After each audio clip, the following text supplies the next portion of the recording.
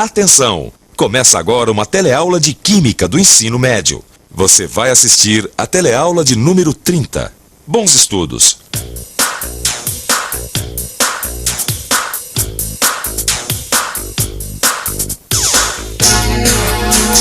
Você viu na outra teleaula de Química que nós vivemos num mundo onde tudo se transforma.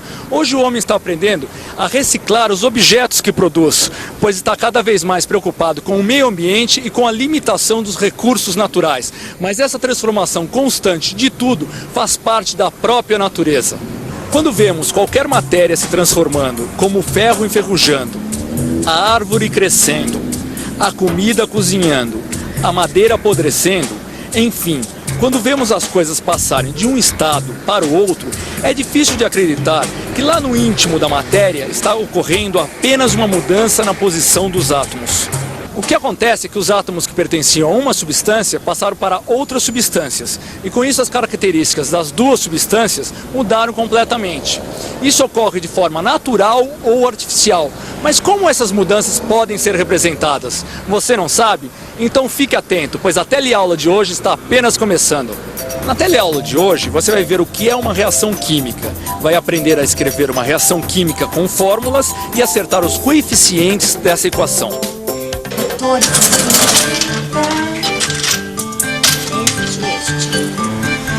Tá bom, obrigada. Tchau, tchau. Volta sempre, viu? Oi, Zezé. Oi, Aurélio, tudo bom? Tudo. Cadê o Clóvis? Ah, ele acabou de sair. Ele foi fazer umas coisas aí. Ele ia aproveitar e ia passar lá na Áurea. Ele tá super encucado com aquelas histórias de fórmula de química, sabe? Fórmulas? É, você lembra aquela história das pulseiras que a gente ficou calculando o peso e tudo? Ah, é, claro que sim, foi ótimo. Me ajudou a entender aquele problema da proporção dos elementos numa substância. Porque não adianta nada eu ter um montão de um dos elementos. É preciso ter todos eles na proporção certa. Porque senão sobra sem reagir, certo? Ah, então. Mas como é que a gente escreve essas reações usando fórmulas?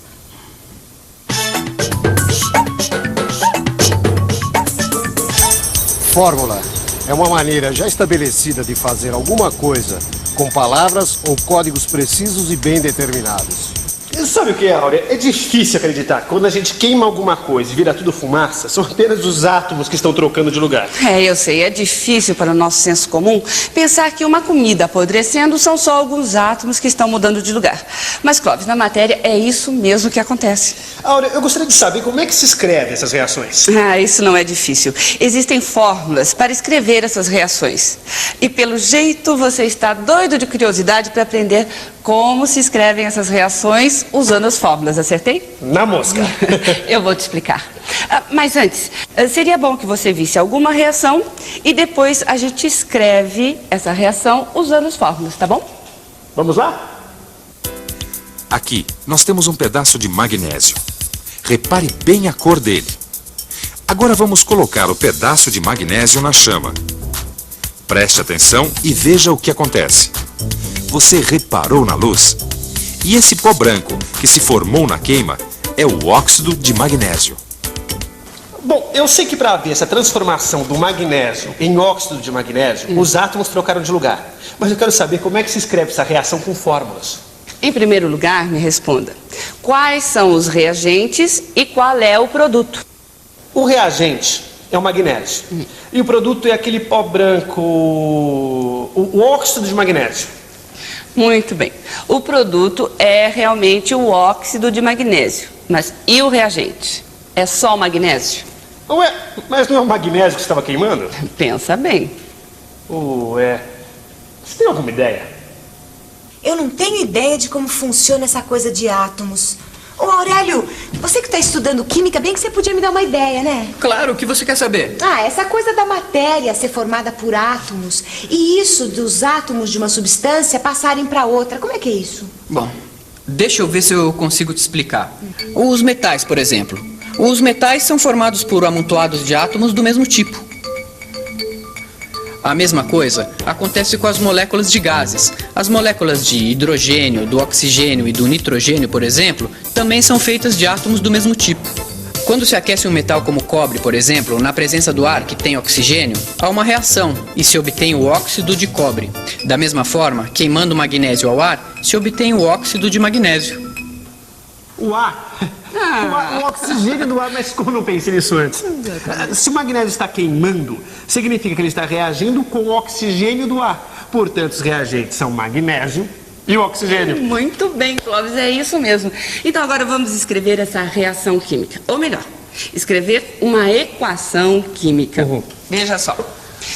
Para representar essa reação, nós escrevemos as fórmulas dos reagentes e as fórmulas dos produtos separadas por uma flecha.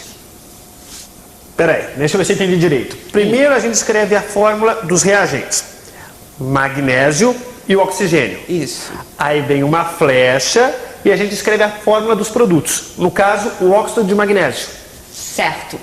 Mas do lado esquerdo, que é o lado dos reagentes, nós escrevemos o sinal de mais entre os dois reagentes.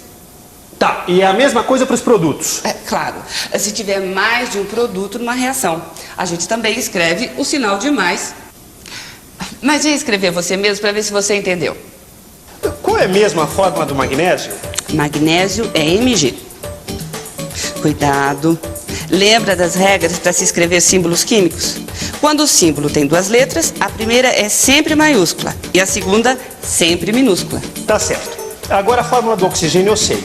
É O maiúsculo, não é? É, esse é o símbolo do oxigênio.